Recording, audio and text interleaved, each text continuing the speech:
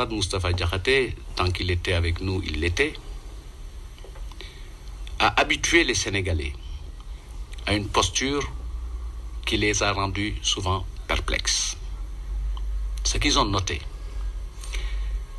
c'est qu'ils ne comprenaient pas comment un homme pouvait-il être membre d'un parti et contre ce parti. Et toutes ces sorties ont eu pour perspective de ternir l'image de ce parti. Quand on appartient à un parti politique, il y a 3 règles essentielles. La première, c'est d'abord qu'on partage les mêmes orientations avec les membres de ce parti.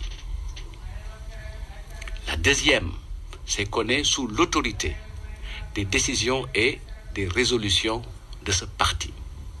Et la troisième, on est sous l'autorité du leader de ce parti, qui lui-même est sous l'autorité d'un congrès. Donc, des mécanismes d'exclusion ou de sanction d'un militant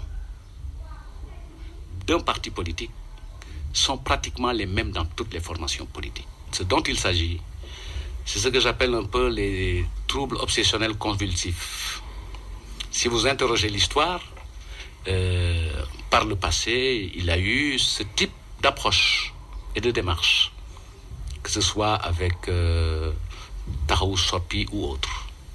Mais fondamentalement, on ne peut pas accepter dans un parti qu'il y ait de telles postures.